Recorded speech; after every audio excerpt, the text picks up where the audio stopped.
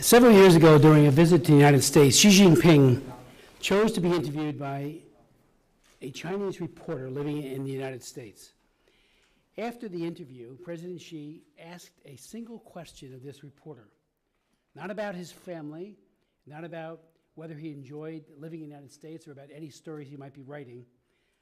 The one question he asked was, why do so many Chinese students and faculty living in the United States become Christians? Whatever was behind that question, religious freedom conditions in China have not improved because of it. Quite the opposite. In fact, President Xi Jinping has personally launched efforts to sanitize religion, and the central government has issued commands to each provincial party secretary, making them responsible to bring religion in line with Communist Party ideology. The Chinese government is an equal opportunity abuser of religious freedom. As USERF Commissioner Tenzin Dorji will testify, Xi Jinping's stated goal of sanitization affects all religions, communities in China, Tibetan Buddhists, Falun Gong practitioners, Taoists, Muslims, and Christians. Over the year, the Chinese government has intensified the most severe crackdown on religious activities since the Cultural Revolution. Regulations on religious affairs issued in February tightened existing restriction on, and new draft regulations are being circulated to clamp down on religious expression online. Churches, mosques, and temples have been demolished, crosses destroyed.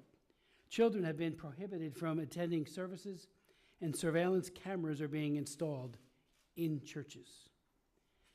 Xi Jinping talks about realizing the China dream, but when Bibles are burned, when a simple prayer over a meal in public becomes an illegal religious gathering, and when over 1 million Uyghur and Kazakh Muslims are interned in re-education camps and forced to renounce their faith, that dream is an unmitigated nightmare. Much in the news lately has been the Chinese government's targeting of Christians.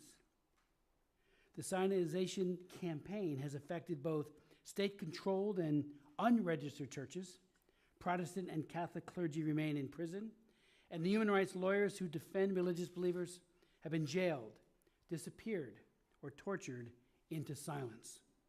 Xi Jinping's views the fast-growing Christian churches, particularly the Protestant house church movement, that does not belong to the state-sanctioned Protestant entities, as a threat to the dominance of the Chinese Communist Party.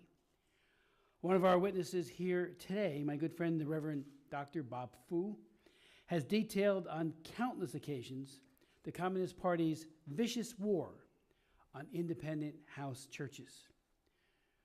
Underground churches, meaning those that do not belong to the state-sanctioned Patriotic Association, have faced tremendous persecution for decades, including Bishop Xu Jimin, who I met back in 1994.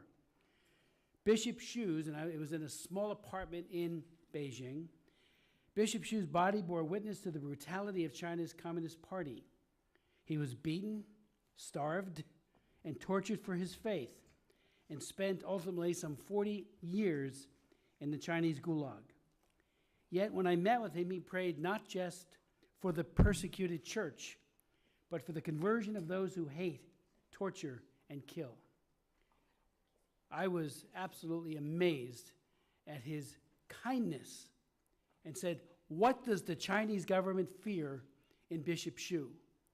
All he had in his heart was love and compassion.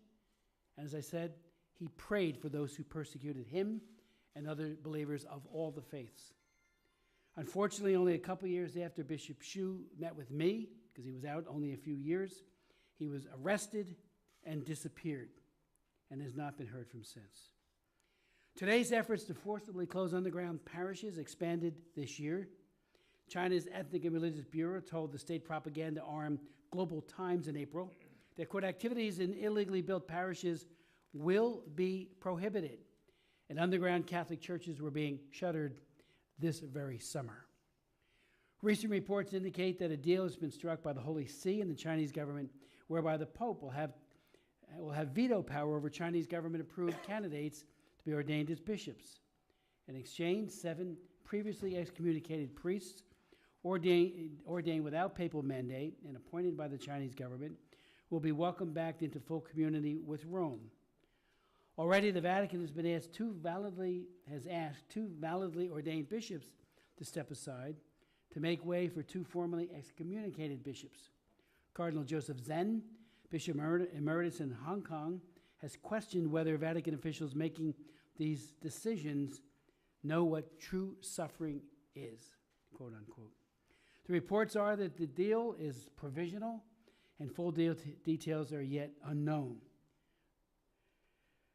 But with the efforts underway to forcibly sanitize religion, it certainly seems an odd time to strike a deal with Xi Jinping in China. I hope and pray this agreement will bring true religious freedom for Catholics and by extension all people of all faiths who have suffered so much to maintain their faith.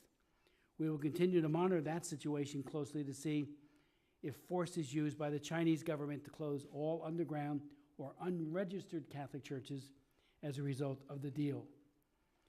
I do look forward to hearing from our very distinguished witnesses, including Dr. Tom Farr, on what the implications of this deal would be and his recommendations for U.S. religious freedom in diplomacy. Finally, U.S.-China tensions are high at the moment on a myriad of fronts, and the Chinese government presumably is searching for ways to reduce, not escalate them. At least that's the thought. Taking a hammer and a sickle to the cross or jailing 1 million Uyghur Muslims, however, will only ensure a tougher China policy, one with widespread bipartisan and even global support. And frankly, I would call on the Trump administration to use all the tools that they have, including those that were embedded in the Frank Wolf International Religious Freedom Act, which was passed just a couple of years ago, and the Global Magnitsky Act, which is designed to hold individual persecutors to account for their crimes, at least making them ineligible to travel to the United States by way of visa denial, but also ensuring that they could not do business here and because of their egregious behavior. So that would be a follow-up that we will be asking the administration. We would also hope, as I think, Tom, you mentioned in your, that the designation of CPC for China and others be done immediately. The Frank Wolf International Religious Freedom Act called for that being done by August, so we've already seen some delay. I would say parenthetically that under the Obama administration, we had years of delay before CPC was designated, which is one of the catalysts for the language that I wrote into that bill, the Frank Wolf International Religious Freedom Act. But now we are several weeks past the deadline. What's the holdup? Hopefully that will be remedied very soon. Mr. Suarez, I yield.